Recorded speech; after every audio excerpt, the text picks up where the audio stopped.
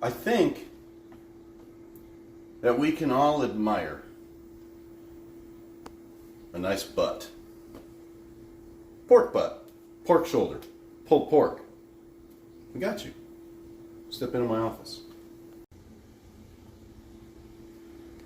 Welcome back to My Man Cooks. Spring is upon us. Barbecue season is upon us. Let us make nummy creations. One of those is pulled pork. I'm going to show you a real simple way to turn this into awesome sandwiches.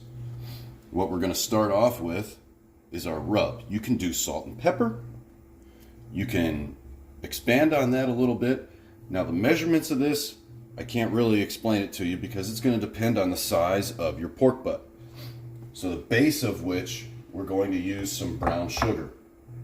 I have equal parts onion and garlic powder that are going to go in there. I have smoked paprika. You can use, you pick a chili powder. It's going to add a different flavor.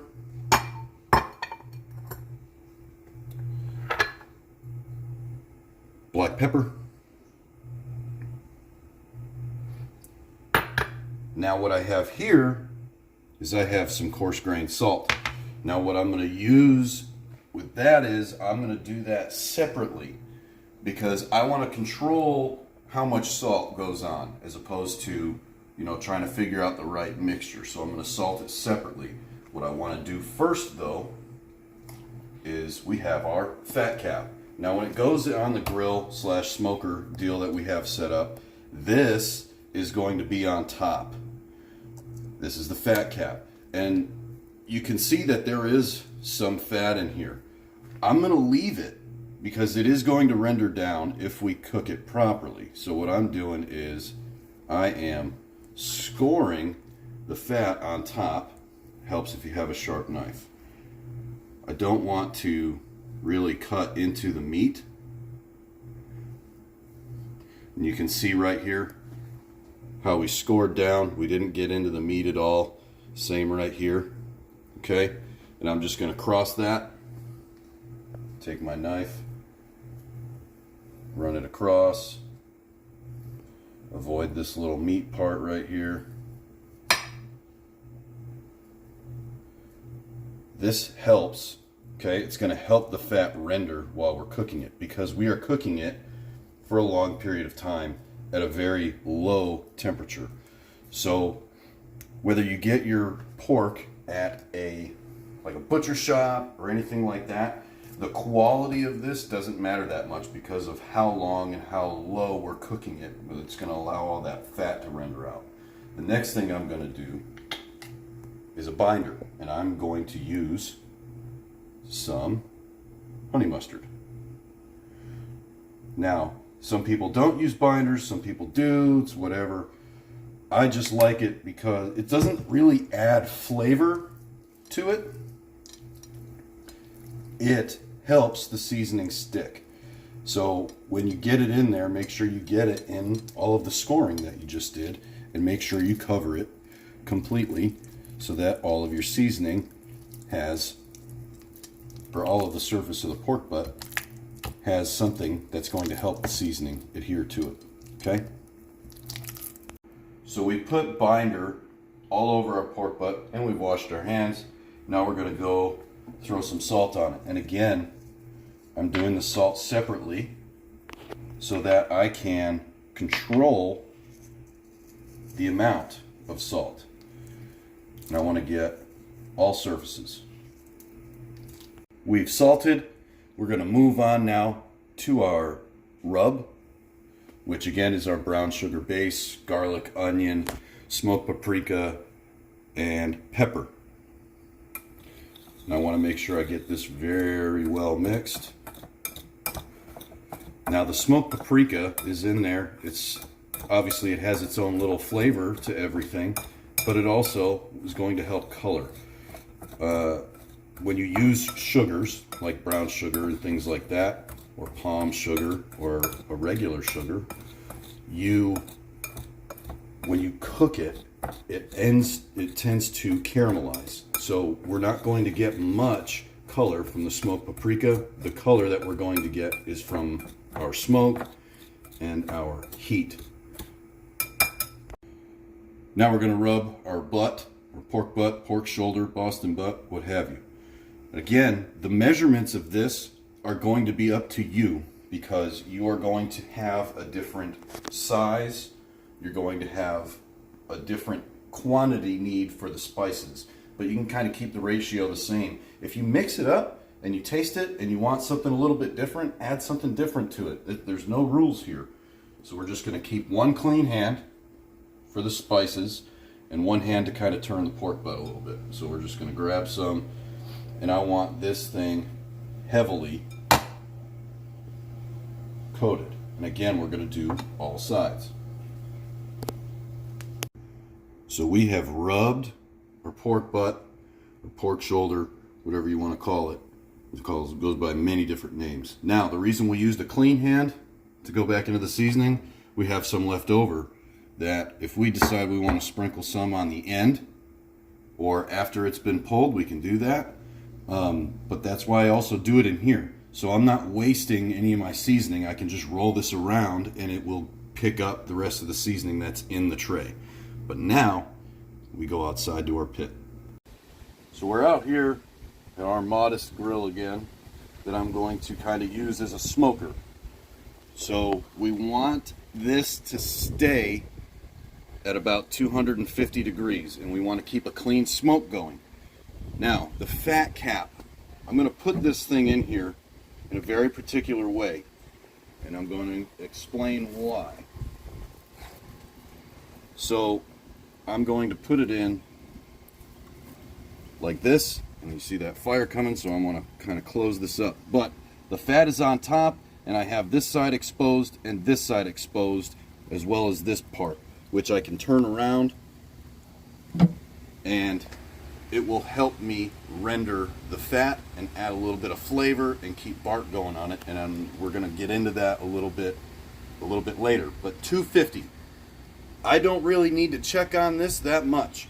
As long as I'm maintaining a constant temperature of around 250 degrees Fahrenheit, this will help render that fat the way I want it to, because nobody wants to have a pulled pork sandwich with a bunch of fat in it. So we're going to let it sit in there, 250 degrees. We're going to let it get some smoke. We've got mesquite and cherry wood on there. The cherry is going to kind of help give it a little bit of that fruity flavor, and we're going to explain why we're going with that in a little bit. It just couples well with the brown sugar and what we're going to spray it with. So again, 250, probably about 3 hours. I just want to check it every once in a while, make sure nothing's crazy is going on in there, and we're maintaining a constant temperature. While we're waiting for our pork butt to come close to 180 degrees, we can start prepping one of our other items that we're going to have, and that's coleslaw. Coleslaw, you can have it on the side by itself, or you can put it on some sandwiches with your pulled pork. Outstanding. So what we have here is a premix, store-bought. I didn't cut it up by myself. So I'm going to show you how to not get a runny slaw. So what we do is, we've got a bowl with a sieve, and we add slaw to it. And once we get a layer of slaw, we add a little bit of salt. Now what that's going to do is that's going to pull out moisture, and it's going to keep our slaw from getting runny. So layer of slaw, layer of salt. So we finish adding our slaw and our salt in layers, put another layer of salt on top. Now we want to weigh it down. So we're going to help push it all down. It's going to pull moisture from it. It's going to still be crunchy. Now we can move on to the sauce. Now for our sauce, we're going to be using a mayo base, okay? So I have more mayo here if I want to add it for my desired thickness. The first thing I want to do is, you can use either white vinegar or apple cider vinegar. I'm going to throw some apple cider vinegar. I'm going to give it a shake first. Some apple cider vinegar in the mix. So 1, 2, 2 tablespoons of that. I'm going to go half of a lemon juice.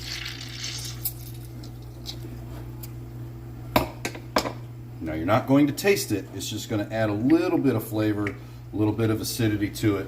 I'm going honey mustard. Now keep in mind, we are going to be adding more of our mayo to this. And I'm going to throw a bunch of freshly ground pepper in here. And then we'll mix it up and we see what we get. So we've mixed this together and I'm liking how it's looking. I just want just a little bit more thickness, so I'm going to add a little more mayo to it. And once you see that there's no like clumps of mayo or anything like that in there, you can give it a pinch of salt.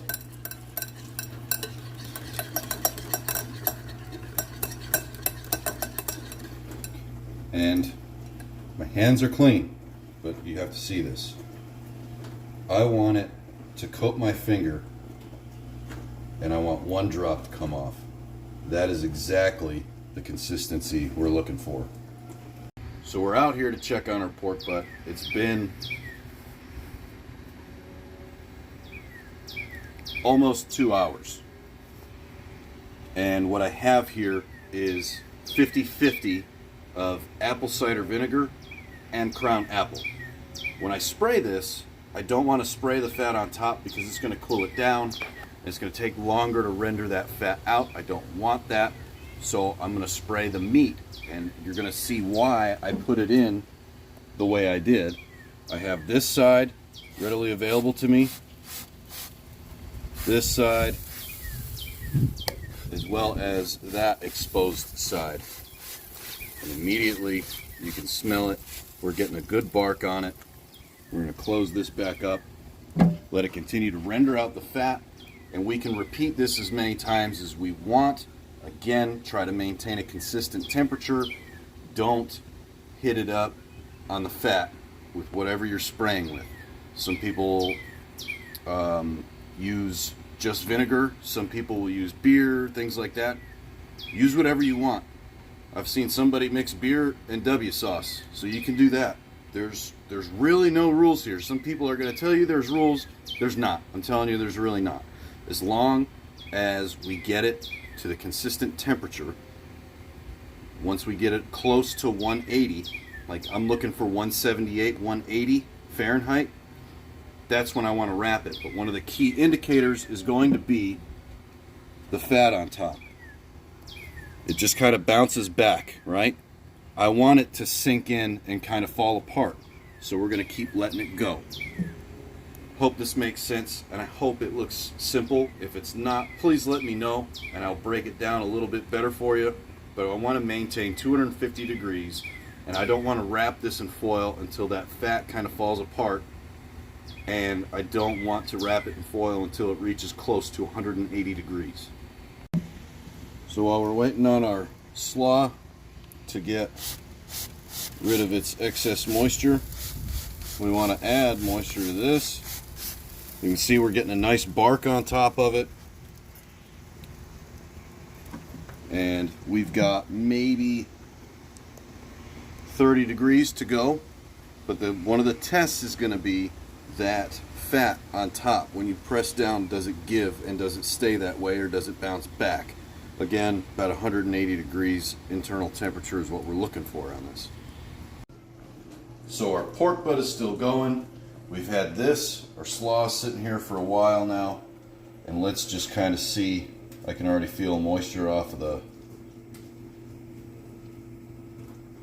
it on the bottom. And just remove that first bowl. You notice I had water in it to help weigh the slaw down. And you can see and feel moisture that has been removed.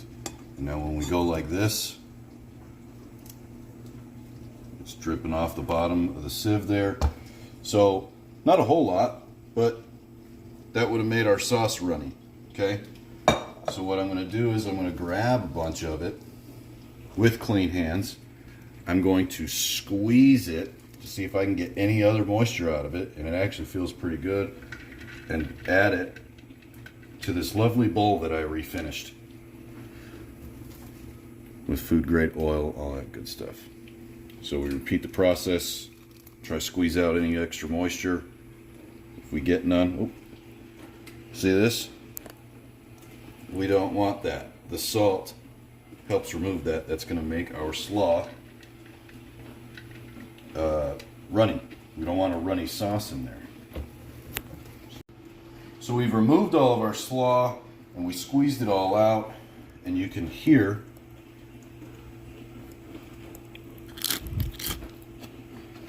still has that crunch, that freshness that we like to get. And if you want to, at this point in time, if it still tastes bland, like bland cabbage and everything like that, you can add a little bit of more salt to it. But I don't have to do that. It tastes fine to me. So what I'm going to do now is I'm going to add a little bit of this. Mix it all up.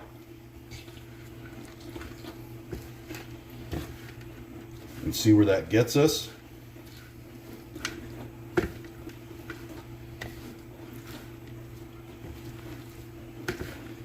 And unfortunately, your hands are probably going to be the best tool for this.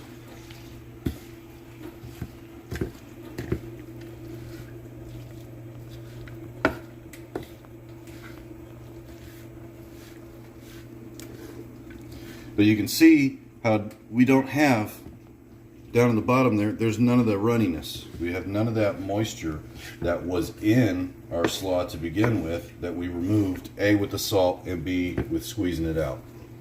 So that's going to help our sauce, or slaw sauce that we've made, stay thick, and it's going to help coat everything. So everything's evenly coated, so you don't even need as much as you've made probably. But we're just going to stir it up, and we're going to give her a taste just to see where we're at.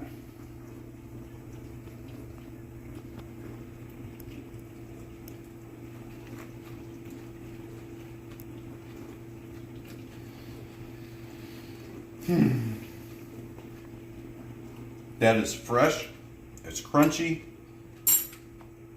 and you get that tang from the vinegar and the lemon juice. You still taste the mayo. So if you use a good quality mayo,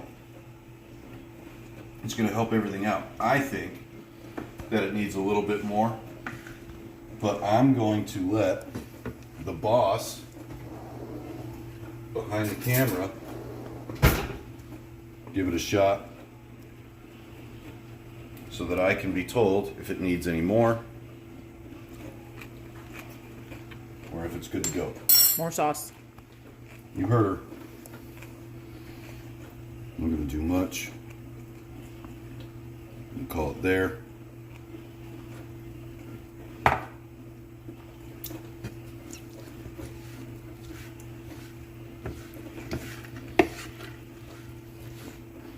We'll just keep mixing this up. And then, you're not allowed to escape. Once we get it all mixed up, we can throw this in the fridge until we're ready to serve it. And it adds a good contrast to the pulled pork, which is going to be, should be juicy, soft, and everything like that. But this doesn't really have any fat in it. So it's a good contrast to your pulled pork. Alright, we're fridge bound. So we have taken it to 180 degrees, and as you can see, we have that bark. You can see where the bone is, how it's a little bit exposed, and you can kind of see how we have this jello-y texture. Now, remember when I told you about the fat, we don't want it to bounce back, we want it to give. You see how it gave? This is ready to be wrapped. We're going to take it off, and we'll see you inside when we wrap it. Here we have our pork shoulder. We brought it in. We're going to hurry up this process so we don't lose our heat. So I'm just wrapping it And I want this to be completely covered. At this point, if you want to add some more of what you've been spraying on it or a little more of your rub, go ahead and do that. I don't think I need to at this point. I'm just going to make sure I continually wrap it. And we're using heavy duty foil. And I want to make sure I remember what side has the fat cap on it.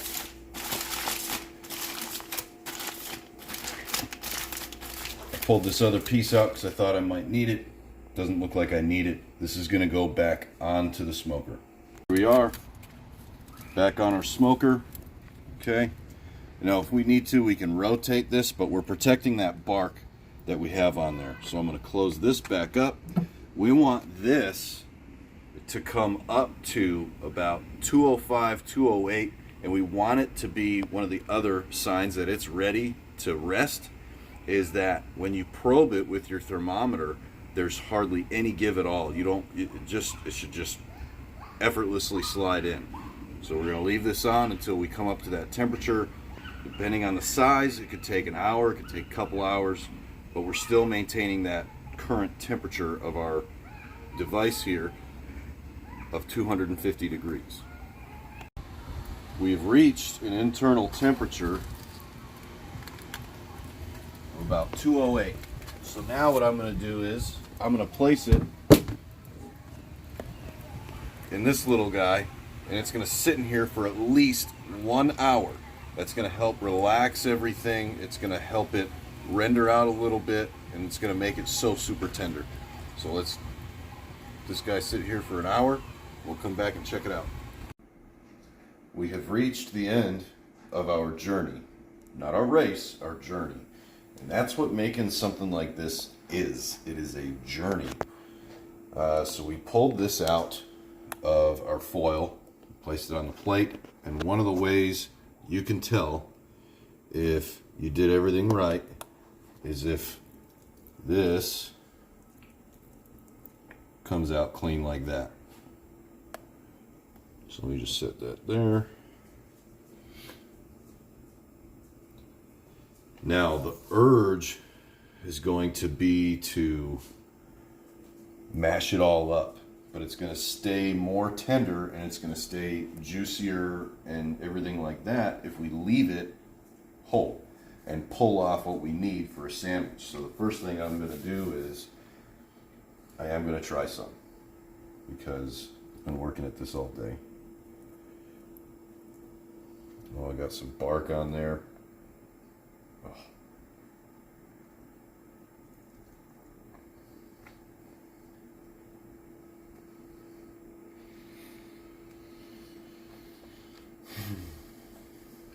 All that connective tissue and everything has rendered out.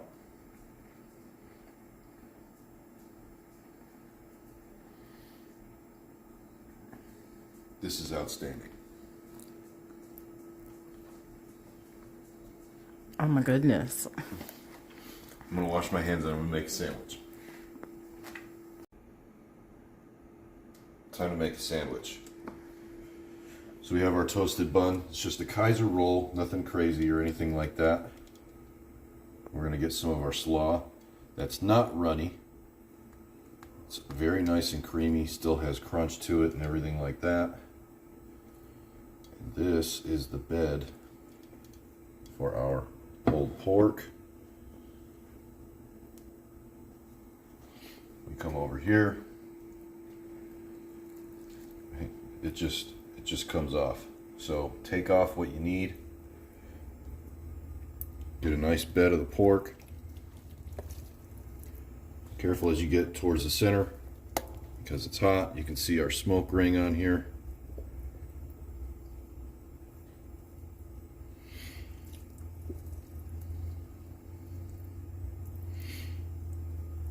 Get another piece.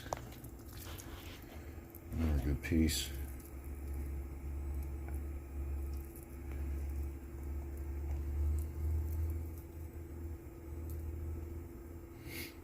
Making it nice and pretty. I'm going to wipe my hands.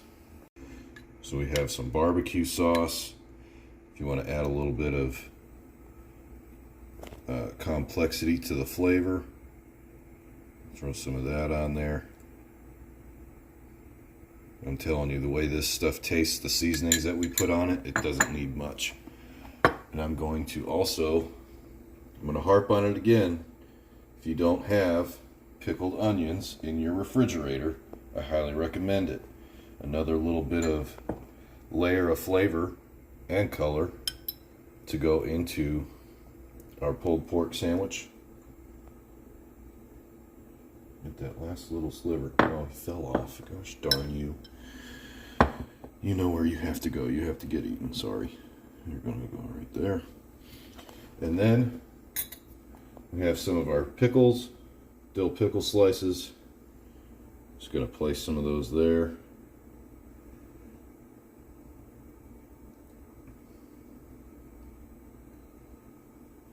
Now that, you can add cheese if you want, stuff like that, but I really don't think you're going to need it. So I am going to do one final little thing, just because I don't like dry bread. I am going to spread just a teeny bit of this barbecue sauce on the top portion of our Kaiser roll. You can do sliders with this, the Hawaiian, what is it, the Hawaiian bread. That stuff is amazing to do with this. Melt some cheese on there. But this, I think it's a good starting point. As long as you keep consistent temperatures and you know when to wrap things, you know when to, it's time to put it in the cooler to let it rest and everything like that. Don't. If you're going to knock off any time on anything, do not knock off the time it takes to rest it. And I do this, I mean, I'm just going to, it just comes apart. So now, because I can't wait anymore, I want to try it.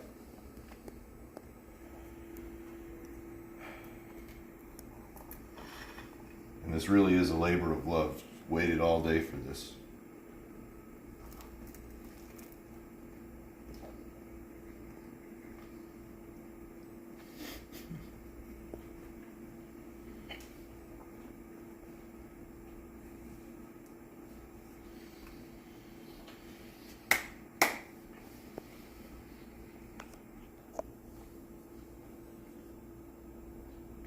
There's so many different flavors. There's so many different textures and everything in here. You really do get everything in one little nice package right here. You got the meat, you got the sweet, you got the crunch, you got the vegetables, you got everything. This is a home run. No matter what cookout you're at. $2.50. Wrap at $1.80. Pull at $2.05. Between $2.05 and $2.10. Consistency. You do something that's relatively, you take something like this, and people think that they can't do this. I'm telling you, you can. I have a tiny box out there. It's supposed to be to go as an offset portion of a grill so you can smoke things, but I've used it, stuff like this. I'm not feeding 700 people. I'm feeding sometimes 3, sometimes 5. That's enough pulled pork for a family and then some. So you can do this. You have the ability. And when it's time to wrap it in foil, if you don't want to use your grill or anything anymore, it is perfectly fine to throw it in your oven. You don't need to have any more smoke on it at that point because you've wrapped it in foil. Throw it in the oven at 250. It's more consistent. You don't have to worry about changing temperatures, opening the dampers, adding wood, removing wood, whatever. If the wind blows, it's not going to affect your oven.